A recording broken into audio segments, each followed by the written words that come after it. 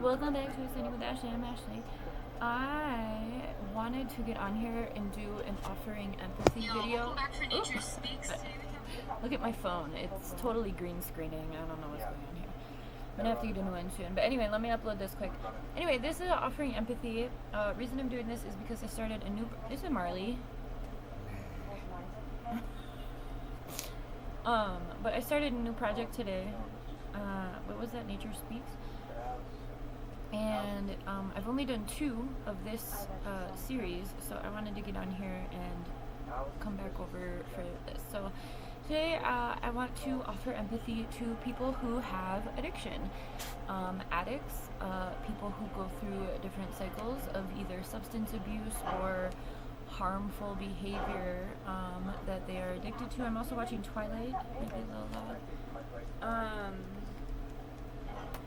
So okay, I think when we offer empathy, it doesn't necessarily mean that we have to like do anything for anyone, except offer a little bit of understanding, and maybe that's my goal with this series, is to offer a different perspective. I don't identify as an addict, but I definitely have addiction, and I don't like the word. I don't like the word addict. I think the connotation is very demeaning, and I don't participate in my own oppression. So that's the reason I don't identify as an addict. But I do go through addiction cycles. I was addicted to smoking, drinking. I use cannabis. I think that in our society, consumerism breeds addiction, and that's often put back onto individuals at an individual level versus looking at the system in which we live. This is the hill I will die on for all of these things. I think that addiction stems from a lot of unresolved trauma or emotional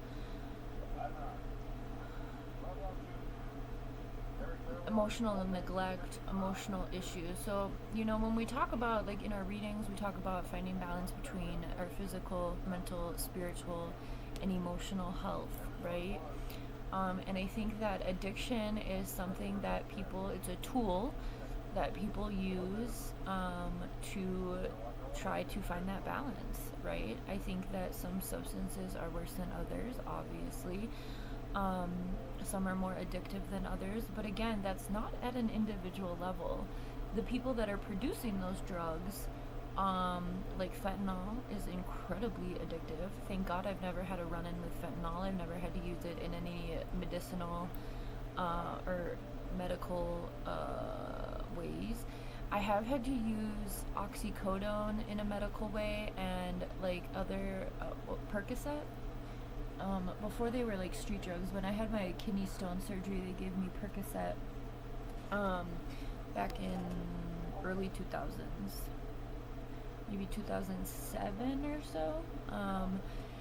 I have dated a lot of addicts. Baby daddy's an alcoholic. One of my boyfriends in the past was he started on oxycodone, and then he got into harder shit. He got into heroin eventually, but I wasn't with him when he did that. I left him before he got into the harder stuff.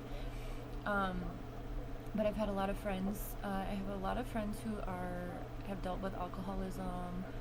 And I think, in all of my mental health work too, especially in Skid Row, it's very apparent. There's lots of drugs in Skid Row. And a lot of people bring them from outside the community and get people addicted. But like in Skid Row, there's like different streets for different kinds of drugs, right? Again, I think fentanyl really kicked off after I left Skid Row.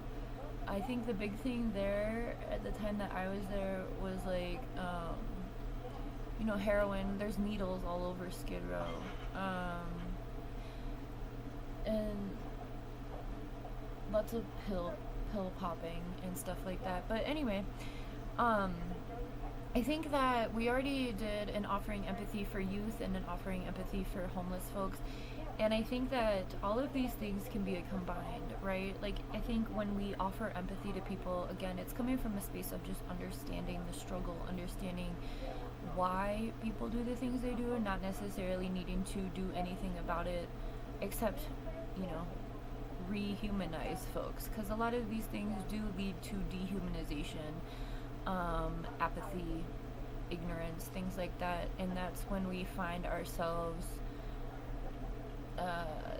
within this like elitism, right? Like, oh, I'm better than that because I'm not addicted to heroin, okay? But maybe you're addicted to going to Arby's or shopping, or maybe you have addictive qualities that aren't super, healthy behind your closed doors, and maybe you just keep that under wraps, but you think that you're better than other people because, they're on the street and they're an easy target and they want to disappear, and then it becomes something, or not disappear, but like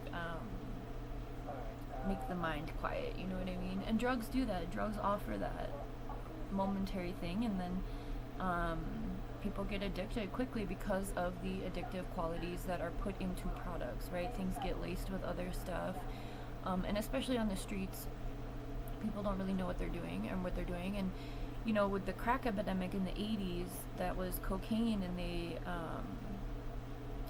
broke it up into, I don't know really what the compound makeup of this crack was, but it wasn't, the percentage of cocaine within crack was low. It was like more of like a meth.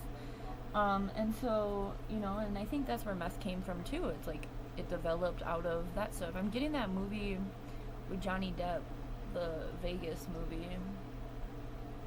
I don't know why, but it's like if you want the perspective of being in a high or something like that, I guess. What is that movie called? Anyway, so the point of this is, this society absolutely breeds addiction, whether it is fast food, shopping, hard drugs, nicotine, cannabis, whatever, porn, right, sex, eating disorders are a form of. So with eating disorders, it's like I had an eating disorder for a long time, and now I just like kind of eat whatever I want. I'm getting better about being more healthy, but I don't like I don't starve myself. I used to starve myself. I used to take X-Lax. I didn't really throw up. I didn't really have that kind of bulimia. But I was very strategic. A lot of women in the early 2000s or 90s, we grew up on that eating disorder culture. What is that movie? Is it Viva Las Vegas? Is that what it's called? Oh no, that's 1964. Johnny Depp. This is gonna bug me. Johnny Depp, Las Vegas movie. Fear and Loathing in Las Vegas. That movie is like a really trippy movie. But anyway, it's the second time Johnny Depp came into my reality today. Anyway, or maybe that was yesterday. So, a lot of people, as we already said, we talked about homelessness without addiction, and now we're talking about addiction without necessarily having homelessness but as a factor. But I hope that we can start to understand, and then youth as well, people who are put into like CPS custody or foster care and who age out of the system, become homeless.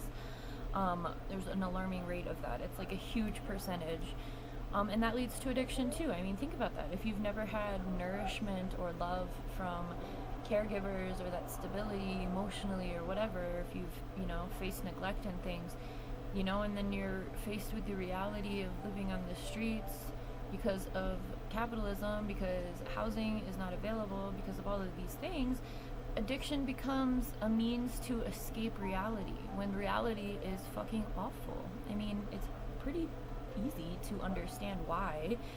And we don't need to judge other people, because we ourselves, every one of us, uses something to escape reality. I've been currently, the only dopamine that I'm really enjoying right now is receiving packages from my house, or to my house. And I've noticed that because I stopped drinking and I stopped smoking, and now I'm shopping and I buy shit to make me feel better. And so I want you to understand that, like, even maybe you're not, maybe you've graduated from certain substances, but now you're looking at your behaviors. And, you know, even healthy coping mechanisms can become addictions, right? Like working out, or, you know, whenever we have an imbalance of like obsessive compulsive within doing something, that can lead to addiction, right? So let's just offer empathy for people who are experiencing that, because it's not something that none of us are better than anyone else. All of us have had struggle. All of us have had things to overcome. An addiction, especially once you, like what I just shared, I graduate certain addictions, but then I replace the behavior with a different thing that's just less harmful. Foster youth who age out and become homeless. I think it's like 80 something percent.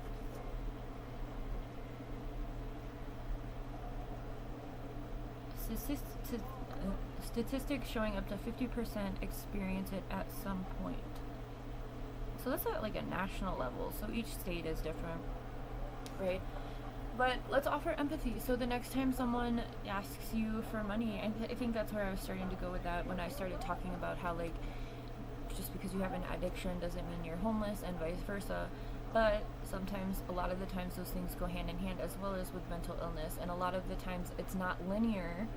And I think that's something that our society really likes to breed, is like this idea of something being linear. You're homeless, so you're an addict, and it's your fault, and you're mentally ill, and you're dangerous, right? No.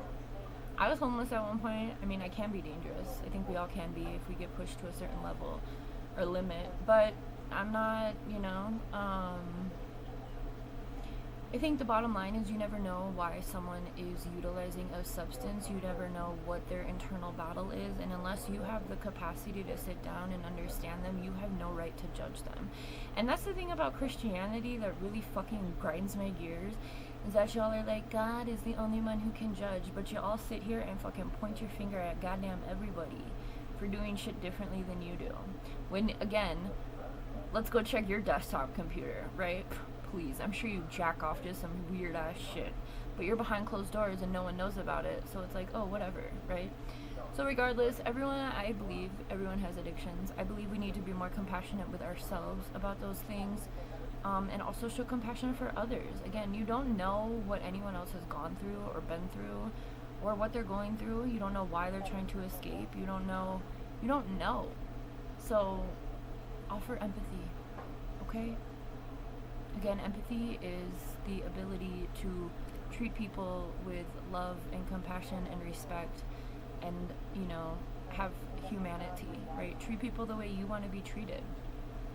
Would you want your private life all over the world, right? And, like, think about it like that. Like, if you lost your housing and you had to live on the street, that's an empathy practice. That's a practice of having empathy. Put yourself in someone else's shoes in order to feel what that might feel like. And if you are unable to do that, then I'm not sure why you're on my channel. And also, I would start doing introspection work, which I've put over here. But the ability to have empathy. I have this tattoo. It says empathy right here. Which way does it face? Yeah, that way. Empathy is something that I hold near and dear to my heart, and I probably share that tattoo both other videos I made under this playlist. But lots of people are addicts, lots of people have addictions, lots of people have imbalances and issues that they are trying to mute or escape from. And ultimately, we should look at the society in which we're in to understand why so many of us have that, versus, oh, there's something wrong with all of you. No, we're all surviving in this hellhole, and we're doing the best we can. Thank you for looking at me with that much love. Okay, have a good one.